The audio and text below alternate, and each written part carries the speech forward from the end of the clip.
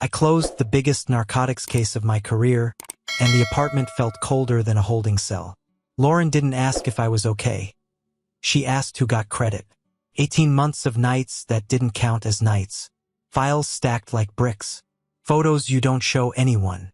Names you say carefully because they have weight. Victor Delgado finally went down at 2:17 p.m. on a Wednesday. Clean cuffs, clean chain, clean transport. No hero stuff, just paperwork. A controlled by that held up, and a judge who couldn't pretend it was insufficient anymore. By the time I got home, my body felt like it was running on fumes and spite. I stood outside my door for a second, palm on the knob, letting myself believe this was the part where I exhaled, where the person waiting inside knew what it cost and gave me something simple back. "Hey, I'm proud of you. A meal." A hand on the shoulder. I walked in. Lauren was on the couch with her laptop open. Hair perfect. Blazer draped like she lived in a magazine. 2 phones. A legal pad. The whole campaign life altar spread out on the coffee table. I loosened my tie and said, "Delgado's in." Her eyes flicked up. Not wide. Not relieved. Just a quick scan like I'd walked in holding a brochure. "Good," she said. "Was it a federal handoff or did you keep it local?" "Local," I said. "He'll be in the country by dinner." She nodded like she answered a quiz. Then she turned the laptop a few degrees toward herself, already moving on. "Okay, so, who's going to get the headline?" she asked. I stopped mid-step. "The headline? Rick," she sighed, like I'd made it complicated. "The press release. The optics. Who's standing next to the captain? Who's speaking? Was the DA looped in early? Or is he going to feel blindsided?" I stared at her. The silence stretched long enough for me to hear the refrigerator hum. "I'm going to shower," I said. "Wait." She held up a finger without looking away from the screen. "One thing." I stayed standing. That was my mistake. If I sat down, it would have looked like I was there to negotiate. She finally looked at me full on, and her face was calm in a way that always meant she'd already done the math. "This is a good case," she said. "It's solid work, but it doesn't change the problem." "What problem?" I asked, though I knew. She leaned back, crossing her legs like a judge settling into a sentence. "You're still just a detective," she said. "And before you get defensive, listen. Influence matters. Access matters. You can't keep acting like arrests are the whole world when the world is run by people who don't wear badges." I felt something in my chest tighten. Not pain. Something closer to offense. The kind a man registers and doesn't show. "I took down a kingpin," I said. 18 months. "And I'm telling you," she said, voice even, "it doesn't move you. Not in the way that counts. It makes a nice story, but it doesn't build power." I took a slow breath through my nose. Controlled. Measured. Like I was standing in an interview room and not my living room. "You happy?" I asked. "Is that what this is? A performance review?" Her gaze didn't flinch. "It's our life," she said. "And I'm not marrying potential. I'm marrying a future." I waited for the joke that wasn't coming. She closed her laptop with a soft click that sounded louder than it should have. "I want a month," she said. 1 month to decide if you're worth marrying, if you're going to stay where you are. If you're going to stay, just a detective. The word just landed like a slap delivered with clean hands. I didn't raise my voice. I didn't pace. I didn't do anything dramatic. I just looked at her and let the quiet hang there until she had to live inside it. "Got it," I said. I walked past her to the bathroom, shut the door, and locked it. Not because I was afraid of her, but because I needed one room in that apartment that wasn't a campaign office. In the mirror, I saw my own face. Tired, older than it should have been, eyes flat from the job. I turned the water on and listened to it run, thinking about Delgado in cuffs, thinking about Lauren's calm ultimatum, and realizing the same thing twice. Case ends. Person doesn't. And tonight, I'd won at work. Then came home to find out I was still on trial. I slept maybe 2 hours, the kind that doesn't clean anything off you. When the alarm went off, my head felt packed with cotton and old arguments. Lauren's side of the bed was made tight, like she'd never been in it. On the drive-in, I kept my hands at 10 and 2 out of habit, jaw working like it wanted to chew through steel. I told myself the same thing I tell rookies when they get emotional on a scene. Do your job. Feel later. The bullpen was already loud. Phones, printers, somebody laughing too hard at something that wasn't funny. Marcus Hill spotted me the second I walked in. You look like you got hit by a bus, he said. Bus missed, I said. Just clipped me. He fell beside me, coffee in hand, eyes doing that thing his always did, reading the room, reading me. Before we could even dump our coats, Captain Denise Carter popped her head out of her office. Both of you. Now. Carter didn't waste air. She sat behind her desk like it was bolted to the floor and slid a manila folder across to me. The tab was stamped with a controller's seal and a red sticker that said flagged. The city controller kicked this upstairs last night, she said. Public corruption angle, contract fraud, shell vendors, inflated municipal payouts. I opened the folder. First page. A spreadsheet printout with a trail of payments that looked too clean to be honest. Vendor names that sounded like somebody made them up while staring at a wall. Stonebridge Consulting. Riverline Solutions.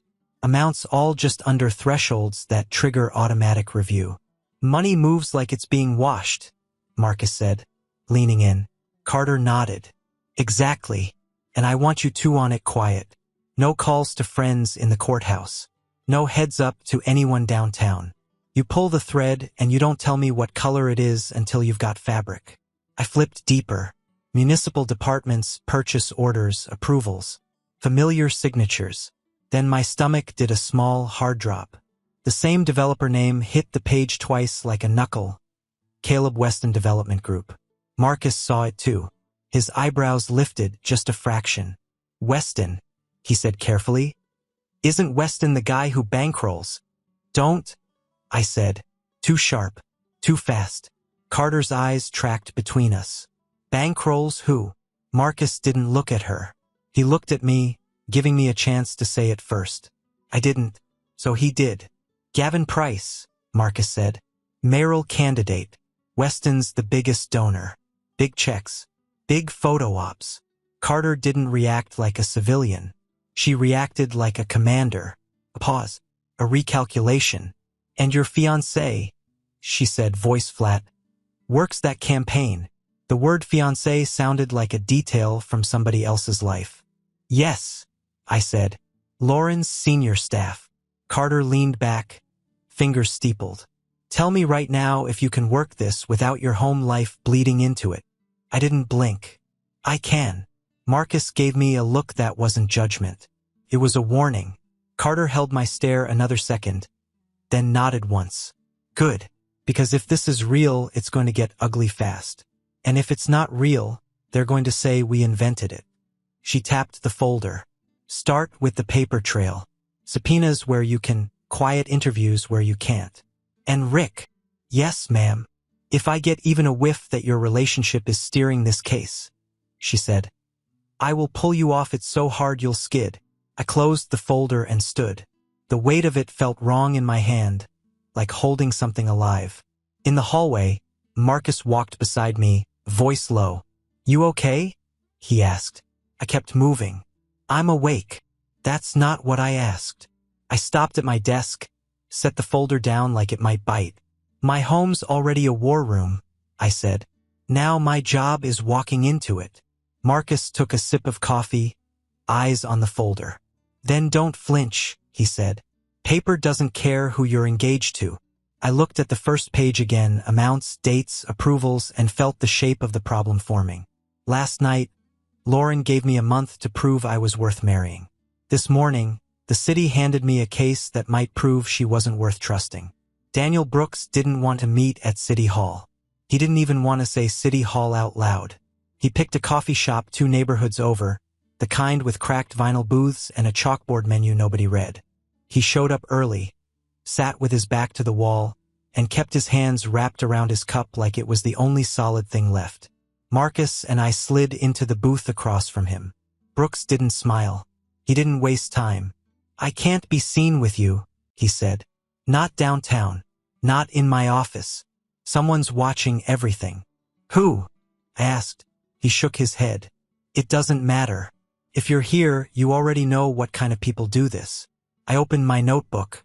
Walk us through what you flagged. Brooks took a breath like he was about to dive underwater.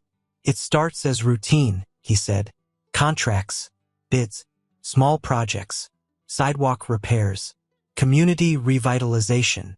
The stuff nobody reads unless it goes wrong. He reached into his bag and pulled out a thin folder, edges bent from being opened too many times in private. Fake vendors, he said, tapping a page. They're real on paper, registered LLCs, proper tax IDs, but the addresses overlap.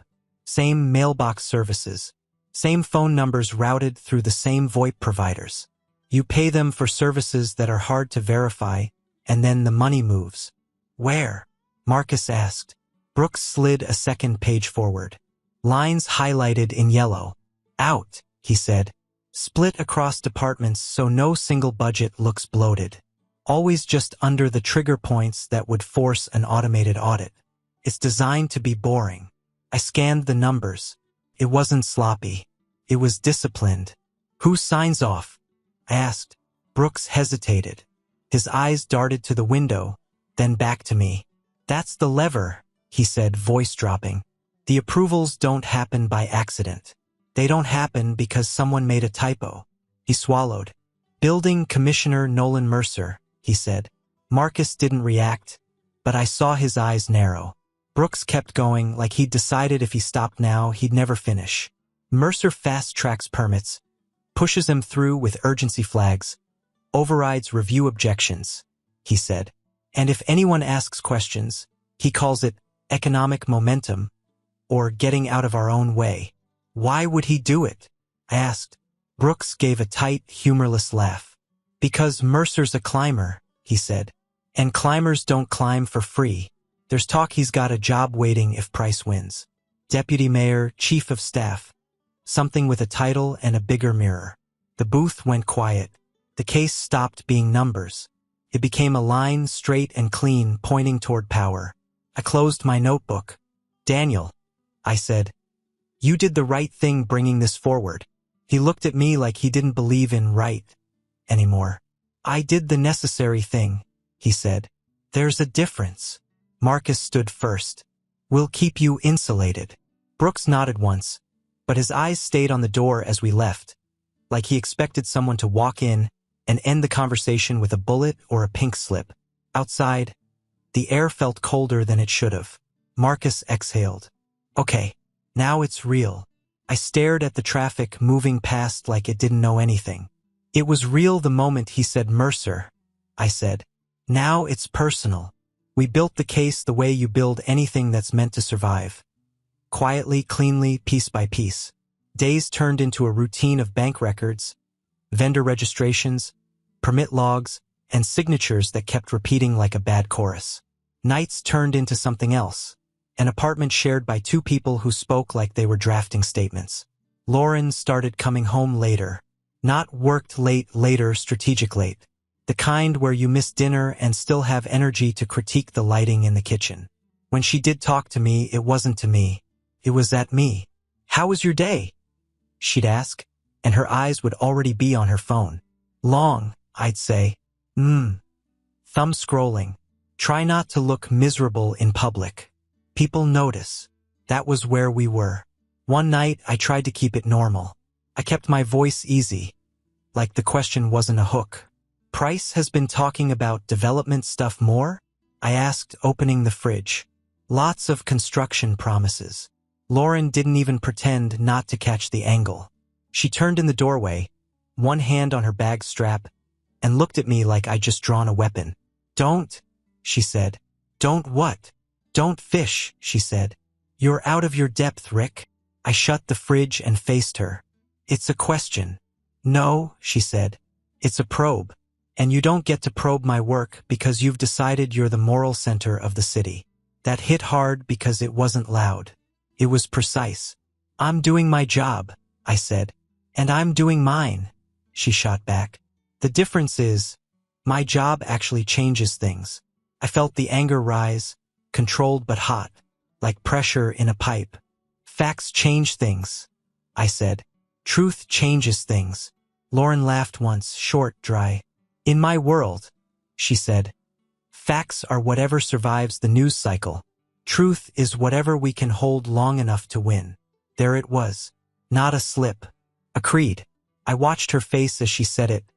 No shame, no doubt, just confidence. Like she was proud of being tougher than the concept of right and wrong. You hear yourself? I asked. She stepped closer, voice low. I hear reality. You hear a bedtime story you tell yourself so you can sleep. I held her stare. You gave me a month to prove I'm worth marrying. She tilted her head like she was already ahead of me. And you're making my decision easier. She walked past me toward the bedroom, heels clicking like punctuation. I stood alone in the kitchen, hands flat on the counter, breathing slow, because the apartment didn't feel like home anymore. Felt like a briefing room. And in her briefing room, I wasn't her fiancé. I was a liability she hadn't decided how to handle yet. Kyle Bennett didn't look like a whistleblower. He looked like a kid who'd been trying to pretend he belonged in rooms he couldn't afford. Mid-20s, thin tie, nervous hands. He showed up at the precinct lobby with a visitor badge and the kind of face that says he hasn't slept since the first time someone hinted he might want to be careful. Marcus and I took him into interview 3, no camera, no casual traffic. Captain Carter's call. Kyle sat on the edge of the chair like it was too hot. I don't want to be on the news, he said before we even asked his name. I don't want my mom getting a call. I need to not disappear. You're doing the right thing, Marcus said. Kyle gave a weak shake of his head. I don't even know what that is anymore. I slid a notepad toward him. Start simple. What do you do? Junior compliance, he said. Building commission. Paperwork. Reviews. I'm supposed to flag irregularities before they become problems. And you found problems, I said. His throat bobbed. Commissioner Mercer, he's been fast-tracking approvals, Kyle said.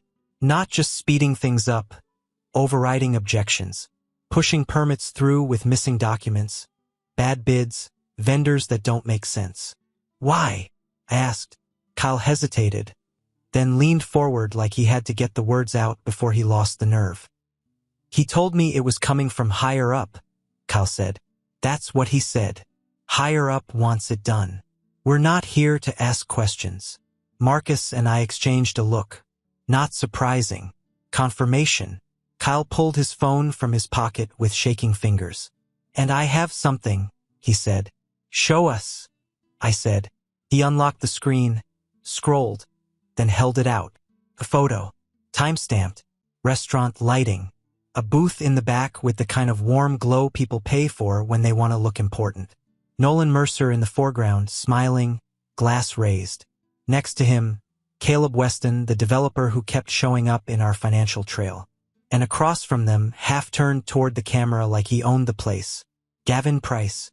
Marcus let out a slow breath through his nose. That's not rumors. That's a meeting. Kyle nodded fast. It was last week. Mercer didn't even care who saw. They were celebrating. Like something big went through. I took the phone for a closer look. Clean faces. No blur. Time and location stamped by the app. This wasn't just a match. It was a match thrown near a gas leak. I handed it back. You saved the original? Yes, Kyle said. And I can forward it. I can sign a statement. I need to not get crushed for it. You won't, I said, and meant it in the only way I could, by doing my job with precision. We walked Kyle out through a side corridor so he didn't have to cross the bullpen. Marcus headed to start the paperwork on a protection request. I took the photo straight to Captain Carter. She studied it without emotion. That worried me more than if she'd cursed. When she finally looked up, her eyes pinned me to the chair like a tack. This ties Mercer to Weston and Price, she said. This escalates from audits to indictments. Yes, ma'am. And it escalates your conflict, she added. I didn't speak. No point pretending I didn't know what she meant. Carter set the photo face down on her desk like it was contagious. Can you stay objective? She asked. I held her gaze. I can stay accurate, I said. I can stay disciplined. If you're asking if I can pretend it won't hit my life, no. It's already hitting. Carter sat back, evaluating. You understand that defense attorneys will paint this as you targeting a campaign because your relationship soured. I understand, I said. Then you'll do everything by the book, she said. Every step is documented. Every contact logged. You do not freelance. You do not get emotional. You do not make this about your fiancé. I nodded once. Understood. Carter's voice softened by half a degree. Still steel, just less sharp. And Rick, she said, if you feel yourself slipping, you tell me before it becomes a problem. I stood to leave, the folder and the photo heavy in my head. In the hallway, I felt my phone buzz. A text from Lauren. We need to talk tonight. No emoji. No softness. Just a scheduled collision. I stared at the screen, then slipped the phone back into my pocket. Because now the case wasn't circling my home. It was on a straight line toward it. Mercer came in wearing confidence like a suit he couldn't afford anymore. He tried the usual moves. Small smile, big posture. I've got meetings. Like time was armor. We sat him down anyway. Marcus ran the timeline. I laid the paper out clean. Those vendors, I said, tapping the list, aren't vendors. They're funnels. Mercer shrugged. Not my lane. I slid Kyle Bennett's statement across the table. Then the photo, timestamp and all, Mercer with Weston and Price, glasses up like they just bought the city. His eyes flicked, a microsecond too long. Then he recovered. That's dinner, he said. People eat. People don't celebrate permit overrides, Marcus said. Unless there's something worth celebrating. Mercer leaned forward. You boys don't understand how the government works. I didn't raise my voice. I didn't need to. The government works the way it's written, I said. This works the way it's hidden. I pushed the bank subpoenas toward him. The shell addresses. The cross-department splits. The approval logs with his signature stamped over and over like a machine. Mercer's mouth went dry. His confidence started leaking out in the places he couldn't control. His hands, his blinking, the way he swallowed like he was trying to get rid of a bad taste. You can help yourself, I said. Or you can get used to a cell where nobody cares who you used to know. He stared at the table, long enough that the silence became an answer. Then he exhaled and said, You have no idea what kind of fire you're playing with. Try me, Marcus said. Mercer's shoulders slumped. Not dramatic, just defeated. Weston funded it, he said. Price wanted momentum. Headlines. Jobs created. I was told to clear the runway. Told by who? I asked. Mercer looked up, eyes wet with something that wasn't remorse. Fear. I want a deal, he said. In writing. Captain Carter got him an attorney and a proffer before his courage could come back. By the time we were done, Mercer wasn't a commissioner anymore.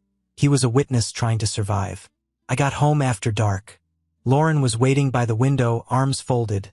Calm in the way that means the argument already happened in her head and you're just showing up to play your part. You brought Mercer in, she said. I froze for half a beat. How do you know that? She didn't answer. She stepped closer. You need to recuse, she said. This is a hit job and you're too close to see it. It's not a hit job, I said. It's theft with paperwork. Her eyes hardened. It's politics. And you don't understand politics. I set my keys down slowly. Then explain it. She shook her head like I was exhausted. Sometimes you make compromises for the greater good. Sometimes you protect the work. The work, I repeated. Or the campaign. Lauren's mask slipped. Just enough. I knew there were adjustments, she said. Everyone knows. That's how things get done. My voice stayed level. So you knew money was being diverted. Her jaw tightened. I knew it was complicated. Complicated is a word people use when wrong is inconvenient, I said. She stared at me like she was seeing a stranger. Maybe she was. Fine, she said quietly. If you're going to make this righteous, don't expect me to stand here and let you burn my future. She went to the bedroom, came back with a suitcase already half-packed. Like she'd rehearsed it. Then she did it clean. No tears. No shaking hands. She slid the engagement ring off her finger and set it on the table. 1 month, she said. That was generous. You just saved me the time. And she walked out like closing a door was just another decision. I stood there looking at the ring. Not heartbroken. Alert. Because the case had just proven something I didn't want to know. Lauren didn't fear the truth. She feared losing. Weston didn't get a clean exit. We picked up the attempt before it became a headline. Airport alert, cash withdrawal pattern. A panicked call to a private pilot service that wasn't as private as he thought. Patrol caught him with a carry-on that screamed flight, not trip. The DA moved fast. So did the campaign's mouthpieces. By noon, TV screens in every waiting room were running the same script. Political witch hunt. Dirty cops. Election interference. Lauren's fingerprints weren't on the screen, but I could hear her voice in the phrasing. Tight, defensive, built for sound bites. That evening, my phone buzzed from an unknown number. If you want the whole thing, come alone. Back booth. The Riptide. 9:30. Don't bring your partner. Don't bring your pride. I showed Captain Carter anyway. Not the number, just the message. She didn't love it, but she understood leverage when it showed up.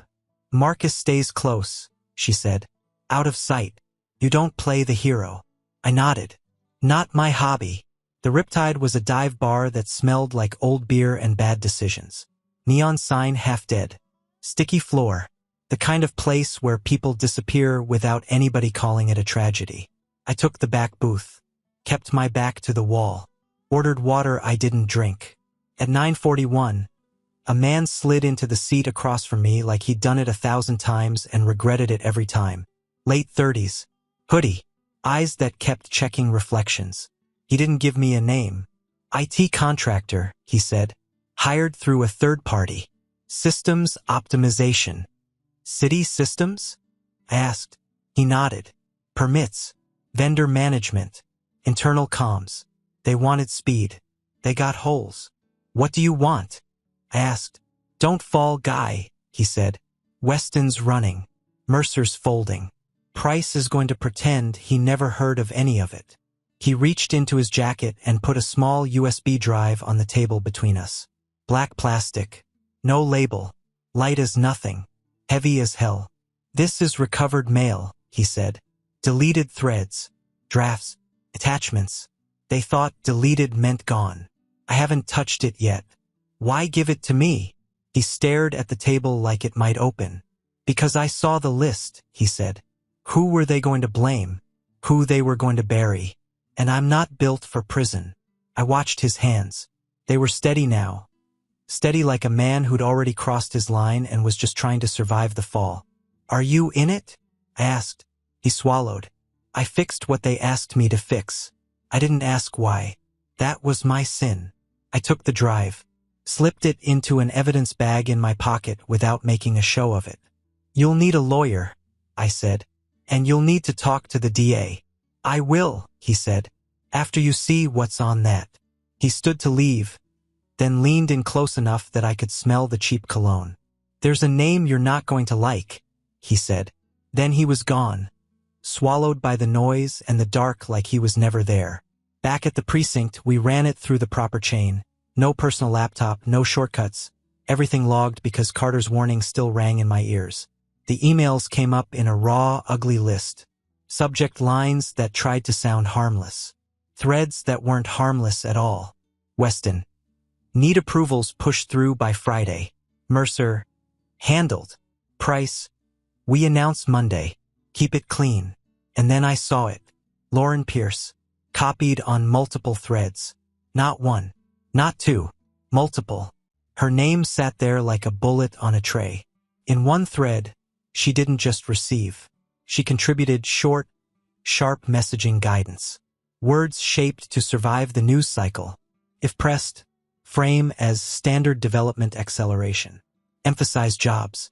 Avoid specifics. Redirect to the opponent's donors. My throat tightened. Not sadness. Disgust. I printed the most relevant chain, sealed the drive, and walked it straight into Captain Carter's office with my pulse steady and my jaw locked. She read in silence. Her face didn't change, but the air in the room did. When she finished, she set the paper down carefully. "This doesn't just indict Price," she said. "No," I answered. "It burns the whole house." Carter looked at me, voice low. "Including Lauren." I nodded once. Slow. "Yeah," I said. "Including Lauren." And for the first time since she walked out, I wasn't wondering if she'd come back. I was wondering how far she'd run. It was past midnight when the knock came. Not the polite kind. Not the neighbor kind. 3 sharp hits like a decision. I opened the door and Lauren stood there without her armor. No blazer. No perfect hair. Eyes tired. Makeup half done like she'd started to fix her face and stopped halfway because it felt pointless. She looked a human. For 1 second, something in me almost softened. The old reflex. The memory of who I thought she was. Then she spoke. "Rick," she said, and it wasn't tender. It was urgent. I didn't step aside. I didn't invite her in. "What do you want?" I asked. Her eyes flicked past me into the apartment like she expected to see a warrant team hiding behind the couch. "I need to know what you have," she said. There it was. Clean. Immediate. I let the silence sit between us until she couldn't pretend it wasn't the only thing she came for. "You're not here for me," I said. Her jaw tightened. "Don't do that." "Don't do what?" I asked. "Name it." She exhaled and tried to shift the tone, soften, warm. "Us." "I didn't think it would get this far," she said. "Weston is panicking. He's calling people. He's saying he's going to—" She stopped, swallowed. "He's threatening to burn everyone." I watched her face, watched the way she kept circling the same point without landing on it like she was afraid of the truth even now. "Who's getting arrested?" she asked. "When? Is Price, is he?" I cut her off. "No." Her eyes flashed. "No what?" "No case details," I said. "No names. No timelines. No, help me understand." She stepped closer, voice dropping. "Rick, I'm not asking for favors.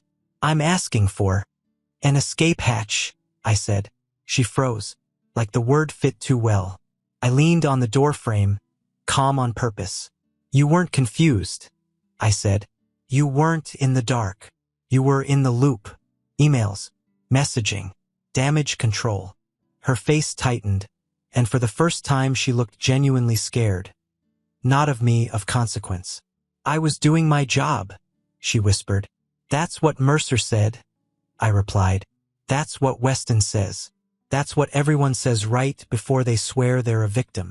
Lauren's eyes glistened, but even the almost tears looked strategic, like they were auditioning for a room with cameras. "I can fix this," she said quickly. "I can help. If I know what you have, I can." "You can't spin evidence," I said. "You can only cooperate with it." She stared at me, breathing fast. "How do you cooperate?" she asked. I kept my voice flat. "You show up with a lawyer. You tell the truth. You stop trying to control the story and accept the consequences." She swallowed. "And if I don't?" I didn't raise my voice. I didn't threaten. I just said the only honest thing. "Then you'll be treated like anyone else who helped cover it up," I said. "No special treatment. No backdoor. Not from me." Her face shifted, anger trying to replace fear. "You'd really do that?" she said, like it was a betrayal. I nodded once. "Yes." For a moment, she looked like she might say something real, something human, an apology that wasn't built to land well. Instead, she stepped back, composure returning like a mask sliding into place. "Okay," she said quietly. "I understand." But it didn't sound like understanding. It sounded like recalculating. She turned to leave, then paused without looking back. "I did love you," she said. I didn't answer, because even that sounded like a line she'd practiced for when the door closed.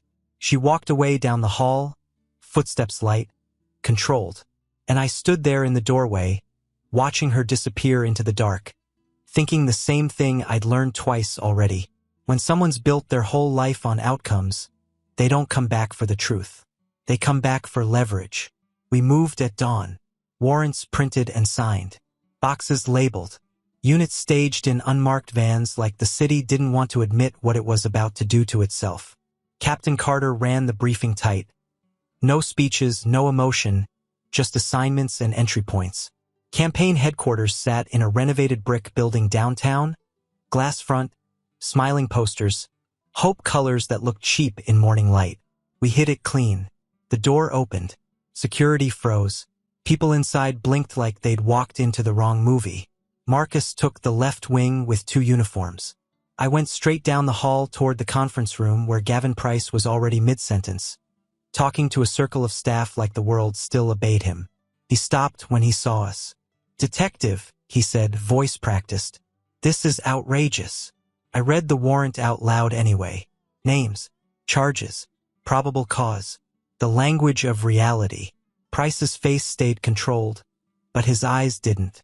His eyes flicked, quick, to the doorway like he expected someone to walk in and save him. Nobody did. We cuffed him. We cuffed 2 senior aides. We pulled laptops and phones into evidence bags while the campaign photographer stood there helpless, camera hanging useless at his side. Downstairs, news vans were already forming like vultures. Somebody leaked it. Somebody always leaks it. By noon, City Hall was in panic mode. By evening, Nolan Mercer's attorney was calling with updated cooperation terms. Weston's lawyer was negotiating before the ink was dry. Deals started falling out of people like loose change. And Lauren was gone. Not isn't answering gone. Not blocked you gone. Gone in the way that only happens when someone planned for it. I returned to my apartment after the last statement was signed and the last evidence log was updated. The place was too quiet, like it was holding its breath. I walked straight to the table where she'd dropped the ring. It wasn't there. My chest didn't tighten. My mind did. The ring wasn't sentimental to her. It was an asset, a symbol, a piece of the story she could either discard or weaponize. Then I saw the envelope. Plain white. No stamp. Just my name written in her clean, sharp handwriting like she was labeling a file. Inside was a single sheet of paper. No apology. No "I'm sorry." No tears on the page. Just the truth, the way she handled everything. Efficient. She wrote that she'd prepared contingencies long ago. That she'd chosen ambition over integrity because integrity doesn't win elections. That she wasn't asking me to look for her. And if I did, I'd only make it worse for both of us. At the bottom, one line that felt like the last knife turned polite. "You were never the plan. You were the risk I tested." I sat down slowly and read it twice. Once as a man who used to love her, and once as a detective who finally understood the pattern. Weeks passed. The scandal cleaned out the city government like a fire through dry brush. Press conferences, resignations, investigations branching into other departments. Mercer and Weston took deals. Price's future collapsed in public, on record, with a microphone in his face. People asked me how it felt, like I'd won something. I didn't answer much, 'cause I didn't feel like I'd won. I felt like I'd survived. Months later, a postcard showed up in my mailbox with foreign stamps and sun-faded edges. Costa Rica, a photo of a sunrise over water. Too pretty, too calm, like a joke. On the back was a single initial in black ink. No return address, no message, no explanation, just proof she was still out there, still breathing, still controlling what little she could. I pinned the postcard on the corkboard above my desk at home, right next to a copy of the warrant that started the whole collapse. Not as a trophy, as a reminder. She tested my worth like it was a campaign metric. And in the end, I learned the only number that mattered. How long it took me to realize she wasn't worth trusting. Subscribe and stay one step ahead of cheaters. And trust me, the next story makes this one look like a fairy tale.